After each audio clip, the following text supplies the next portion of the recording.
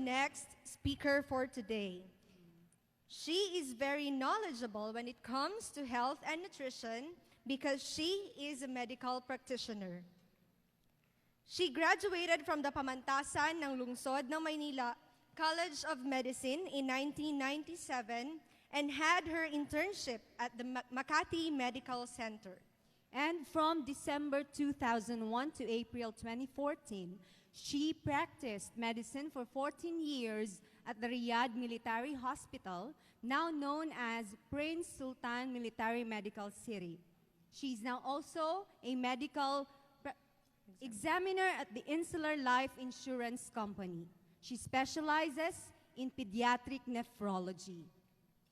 Ladies and gentlemen, join us in welcoming Dr. Aimee Vergara.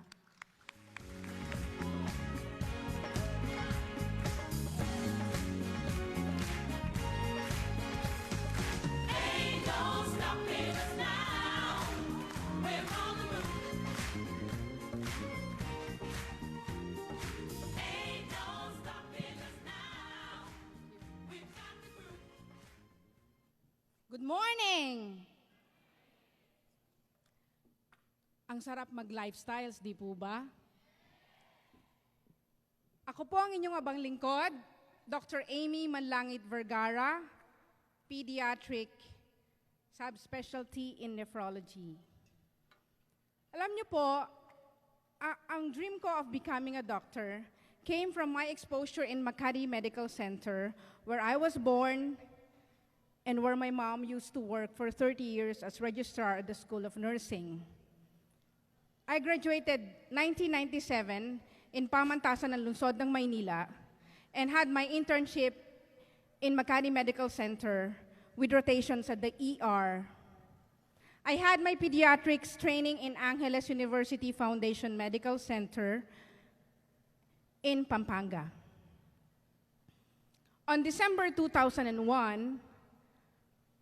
15 doctors, Filipinos, flew to Riyadh to work as pediatric doctors in Riyadh Military Hospital, now known as Prince Sultan Military Medical City. I was there for 14 years, working in pediatric nephrology in the morning, and then on-call time, I was in the general pediatric ward. We were having cases of acute and chronic renal failures. Yun po yung mga batang dinadialysis. Mula sa 3 days na wala silang wiwi hanggang 6 months. We call them chronic kapag more than 6 months na dinadialysis. Patients age 1 month, 1 buwan, hanggang 12 years old ang dinadialysis po namin doon. Either hemo sa dugo, hemodialysis, or peritoneal dialysis sa tiyan. Renal transplants were being monitored in our ICU before and after the operation. You know, we sent 5 Saudi children to the Philippines starting 2004, and all of them were successful, and I was so proud as a Filipino. We even had a case of nephritis in Saudi Arabia. Nephritis ay isang sakit sa bato. She underwent renal transplant from an unrelated donor. However, complications came up. Arij had to undergo several sessions of plasmapheresis. Yung pong transplanted kidney niya ay nag-form ng antibodies sa katawan niya. So the antibodies tried to kill the new kidney. Thank God our Dr. Majid Ufi were able to save her kidneys. Other cases that we were exposed in the ward were coronavirus, as you all know. Ang camel po ang pinagmulan sa Saudi Arabia. We also have cases of lupus. Anencephaly po yung nasa picture, mga batang ipinanganak na halos walang brains. Ascites secondary to liver failure ang cause ng mga lumalaking tiyan, even at birth, dahil sa congenital causes. Chemotherapy drugs were given to our patient who had leukemia. Ang masakit po sa mga manggagamot kapag binabantayan namin sila, you watch them die. Even if they have free medicines, free chemotherapy, most of them suffer. It made me thankful that I was in good health because these drugs actually made them suffer more. Tama po ba? It was a painful experience.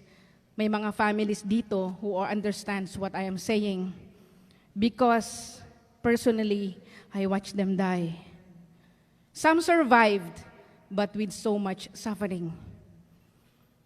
Babies born with abnormal kidneys have to experience dialysis even at the age of 1 month just to survive. But they eventually die of infection and multi-organ failure. I was assigned in pediatric general ward, pulmonology, as well as the surgical ward. We were taking care of cases after operation like cleft lip, palate, after repair. They were all congenital most of the time.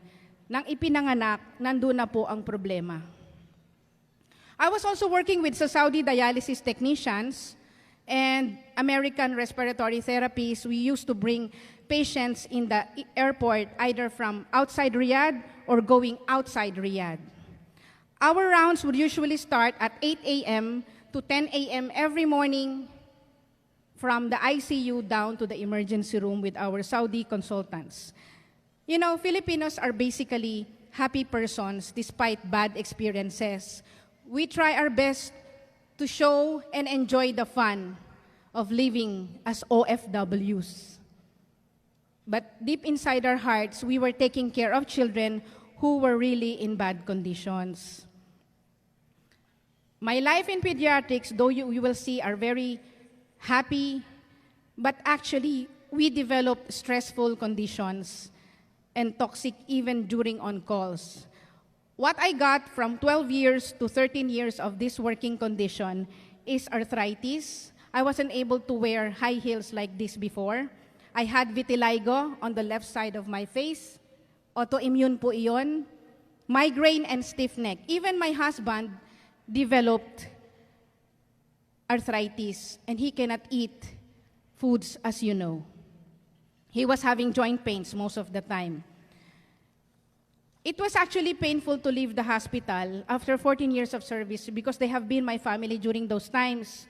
So what we did before we left the country of Saudi Arabia, we did medical missions to the people in the Philippine Embassy, Bahay Kalinga, as well as expats without legal documents. But we encountered cases that you don't like to hear. So after coming to the Philippines, I have been working in Insular Life as medical examiner, where my mom also works. But when God calls you for a purpose, you cannot refuse it. You have to follow it. Global Marketing Director Ma'am Peng Mendoza, thank you for this punchline. Because when I listened to God's dream in my heart to face the lifestyle's mission, my life has never been the same. So why did I become a lifestyler? The blessing came from a heart attack. My father had a heart attack in May 2013. He was in Parañaque Medical Center for 5 days in the ICU. 5 days din po sa ward. When I came from the airport direct to the ICU, he was on dopamine and dobutamine po. Sa mga medical professionals, nurses dito, yung dalawang gamot po na yon, kapag tinanggal mo sa tao sa ICU, hindi po siya mabubuhay. So he was critically ill, and I was ready for the worst.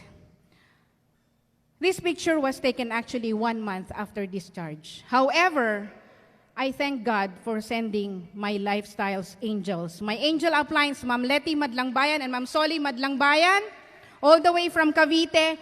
I don't know them that time, but they brought these miracle products into the hospital. Mission, and it actually saved my father's life. 500,000 po ang angioplasty. Nakasave po kami doon. 10 days after discharge, my father was actually swimming in the clubhouse. Kapag post-discharge sa ICU at ikaw ay isang manggagamot, titingin ka sa tatay mo, anong nangyari sa'yo? 10 days nagsuswimming ka? Okay ka lang, Papa? Malakas ako. So thank God, up to now, he was not admitted again and had no more heart attacks. My personal health improved as well. Sa father ko pa lang, bawing-bawi na ako sa package. But then again, my vitiligo lessened dramatically. My leg pains from arthritis was gone. I can wear heels. Stiff neck was gone, as well as the high uric acid problems of my husband. My cousin Marge is actually a diabetic for 8 years. She had 5 times regular insulin itinutusok 5 times a day. Marami po dito ang diabetic at siya po ay naka-metformin 1,000 mg twice a day. 2,000 mg of metformin damaged her liver. So she came to me one time in the clinic and I was able to convince her to take Fiber Life. Initially 2 capsules a day. Lo and behold, 2 weeks, ang reflo, blood sugar level 2.5 millimol per liter. Sayad sa lupa. Ang normal po ay 6 to 8. Where is she now? She's doing the Lifestyles Mission in Mindoro. And she already has 4 downlines. I just wanted to help my cousin and it made a lot of miracles. My mother is also a downline and she's having a good time with my child because she has been a blessing to our family. Our father did not undergo any operation ever since, and she is a blessing to our group because she is doing a good job unconditionally. My better half, Mr. Marlon Vergara, through thick and thin, he's my husband. He hails from Balagtas, Bulacan, sa lugar po nila NMD Leven de la Cruz. He has shared the mission to his family. The turning point in my life came June 2014 when I came back in the Philippines. My child had tonsillitis. And it made me realize, hindi ito tungkol sa akin. I have to share the mission. My angel was highly febrile with severe colds. Nagnanana po ang tonsils niya that time. Namumula siya, nilalagnat, tuloy-tuloy, nagsusuka. Literally, as a doctor, that was the first time I knelt down sa Panginoon. I begged Him to save my child because it was then that I felt that only God's unlimited power can help me. Hindi ko po siya pwedeng i-admit sa hospital kasi hindi ko siya mapapainom ng Intra sa loob ng ospital. Kukontrahin ako ng ibang hindi naniniwala. Doon ko po na-realize yung mga magulang na may mga sakit ang mga anak, na hindi malaman kung saan kukunin ang ibibigay na gamot. Marami kang ang pera pero hindi mo alam kung saan mo kukunin yung gamot. Mas tulungan mo lang yung anak mo. Doon lang ipinaramdam sa akin ng Panginoon na gagawin mo ang business. Tinapik ako ni Lord kasi kailangang i-share mo to sa iba. Alam mo, kaya mo siyang pagalingin sa Intra. With just 200 ml, in less than 4 hours, tanggal ang lagnat ng anak ko. Tanggal ang sipon, tanggal ang pamumula. At hanggang ngayon, wala po kaming hospital visits. Thank God. Lagnat lang po ang sakit ng anak ko nung time na yon. Paano kung ang sakit ng anak mo ay lymphoma, cancer, or rare cases such as this one? A mother in Bulacan, Miss Laarne de Dios, has a child with glucose 6-phosphate dehydrogenase deficiency. In layman's term, kulang po ang red blood cell niya ng isang sangkap. Kaya kapag kumain siya ng bawal, ng almond nuts, ng soya, ng soybeans, dudugo ang anak niya. Sa lahat po ng kaso namin sa Saudi Arabia na hinawakan, wala po kaming ibinibigay na lunas, kundi blood transfusion lang dahil dumudugo. Lo and behold, after taking Intra juice in just a few weeks, glory to God, we found the cure. The child is very normal. Umakyat po siya ng stage kanina. Sa NMD 11 de la Cruz celebration, that child is very normal. He's taking almond nuts, he's taking soya beans, he's taking adobong manok with toyo. This is a testimony. And this is not an ordinary lagnat. We have another miracle case handled by thyroid of my mother-in-law. She was sick for 2 weeks, Christmas time, December 2014. She complained to me, "Anak, masakit ang lalamunan ko, may bumubukol. Masakit." Confirmed by ultrasound, she was having thyroid nodules enlarged. The doctor in Balagtas Doctors told her, prepare 70,000 pesos. This time she believed in me and she asked for the supplements that we were taking for the last 2 years. 2 weeks, Intra capsules, 6 capsules a day. This is the result after 2 weeks. We saved 70,000 pesos. Marami po kaming dialysis cases na hawak sa military hospital. All cases have free medical services. Pati po ang dialysis nila doon, libre. All you have to do is to come during your schedule. But parents have given up taking care of their children because of the social impact of having a chronically ill child. It is really very devastating. May mga inaalagaan ba tayong mahal sa buhay na sometimes feel mo nang sumuko? Hindi dahil lang nauubos na ang pera mo, kundi dahil nakikita mong pagod na ang anak mo. Gusto mo na siyang mamahinga rin. Sometimes my nurses would tell me to give up. Dok, ibigay mo na yan. Pagod na rin kami. Severe hypertension, nagkukumbulsyon sa dialysis, including the stress of parents who keep on shouting to you, akala mo ikaw ang may kasalanan, hindi naman ako ang gumawa ng anak nila. But these people, you cannot blame for their suffering. Salamat po at dumating ang lifestyle sa Pilipinas. The Deborah family has brought a miracle to this country and to other 41 countries. Dahil dati, walang gamot ang renal cancer. Ngayon, meron na!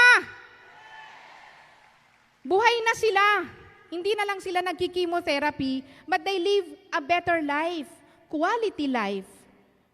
Hindi na kinakailangan mag-chemotherapy ng mga brain tumors. Kasi si Mark Dacuma, sinabihan ng $250,000 pang-opera ng tumor sa utak. Buti kung mabuhay ka after mong operahan. Maraming complications. But without taking any chemotherapy, less than 3 months taking Intra products, lifestyles, the tumor has decreased. It's available in Facebook for your testimonies. We have a rare case handled by NMD Lea Guevara. Please stand up to be recognized. She was able to heal the family of juvenile hyaline fibromatosis. 70 cases in the whole world, 6 cases in the Philippines, and 2 has been healed by our NMD Lea Guevara. Testimony po na ang lifestyles products ay hindi basta-basta juice lamang. Try to research the term, the sickness. Hindi ko alam kung makikita nyo ang treatment. Intra-juice lang pala. Langerhans histiocytosis is a very rare case of leukemia. Kung may leukemia sa family, ito po ay higher level of leukemia. But NMD, Ma'am Tess Talamisan, she was able to give a better quality life to Rice. Lifestyles products din po ang nagbigay ng bagong buhay sa batang si Rice. All these blessings came from a challenge from my family last May 2013. Ever since, we have met the Lifestyles family and we have been blessed. All this success, I would like to acknowledge a person who has unselfishly shared her vision, her wisdom, her expertise as a lifestyler in bringing out the best and the worst in me as a doctor. Sabi, dapat teachable ka. Di magpapaturo ako sa ating Palengke Queen, Global Marketing Director, Ma'am Malu Diaz Arellano. She has been the pusher of my highest potential until I reach my dreams. Thank you very much for believing in me, Ma'am GMD, and may God bless you and your family. Thank Thank you, ma'am. Thank you also for our upline IMD engineer Elwin Sabuco and his wife NMD Ana Sabuco for all the mentoring. Our cross lines, NMD Ann Madlangbayan and her husband NMD Leven de Cruz, all the way from Bulacan. NMD Aimee Vergara from the Cavite group. Sir Jap Marasigan, International Marketing Director, for his inspirations. Every Monday, as a doctor, I would ask myself, babad daw sa training, babad daw sa training. Ano bang gagawin ko? Bumabagyo. Manood daw doon sa Monday. But ever since I first heard her pep talk, I try my best not to miss that anymore. Her mindset revives my soul, perks up my attitude and spirit. She focuses on my needs as a lifestyler distributor. So in behalf of our group, Global Marketing Director, Ma'am Peng Mendoza, we are thankful for all your mentoring and counseling as a leader, including Global Marketing Director, Ma'am Tintin Todino. Thank you a lot for the warm hospitality of our office through Ma'am Gigi Plantinos and General Manager, Ma'am Chantel Gonzalez, including the ladies in the front desk, and of course, me and my family, and now my relatives, my friends, my colleagues. I come from Mindoro, I come from Bicol, my husband lives in Bulacan. All of these people benefit now because the Deborah family, Mr. David and Mr. Sean Deborah, has brought the products to the Philippines. I cannot thank you enough. You are a blessing to the Filipino people, the Deborah family. You know, when I was abroad, ang isang nakita ko is that the Arab royalties have all the money. Pag sumakay po sila ng personal private jets nila, ang perang dala nila, male-maleta. Pero kahit anong yaman po nila, may mga sakit na wala talagang makitang lunas. Na kaming mga manggagamot, ang hirap na hirap magbantay overnight na mga batang nagdurusa. Maraming ang pambili ng gamot, pero hindi namin makita kung saan kukunin ang gamot. Imagine, nasa isang juice lang pala ang gamot ng lahat ng problema. Intra can address G6PD, Langerhans histiocytosis, juvenile fibromatosis, lung cancer. We have a healing case now in Binondo of liver tumor, and she's on the healing process. Talagang ginusto ni Lord na magdoktor muna ako bago ko ma-meet ang lifestyles. Bakit? Kasi gusto niya ma-appreciate ko kung anong klaseng paghihirap meron ang ordinaryong tao sa synthetic na gamot. Chemotherapy will kill not only the cancer cells but also the natural cells. But lifestyles products on the cellular level will restore the damaged cells. So what it will do, it will strengthen up your natural killer cells to kill the cancer cells. So you don't kill any natural cells while you take the lifestyles products. Convince them not to take or undergo chemotherapy anymore. Thank God the cure has been found in this amazing product. You are a blessing to the 41 countries, Deborah family. We will share it to the whole world soon. And I'm hoping it will be a cure for AIDS. We have to finish the race, lifestylers, because quitting is not an option. We reach our impossible dreams. Who said that? Ma'am Peng Mendoza. Dream to inspire, not only for ambition. Tama si attorney kanina, yung bagong NMD. Hindi ito para sa akin lang. Hindi ito pera-pera lang. Nabago na po ang pag-uugali ko dito. Kailangan maging teachable ako kahit manggagamot ako, magpapaturo ako sa palengke queen. Kasi mas magaling sila sa pagpapagawa ng mission. So let's our light shine among 100 million Filipinos. Then we fulfill the mission and we glorify God. We will go wherever God wants us to go as a missionaries. Let's help this nation live better every day. Mabuhay ang Pilipino. To God be all the glory. Thank you.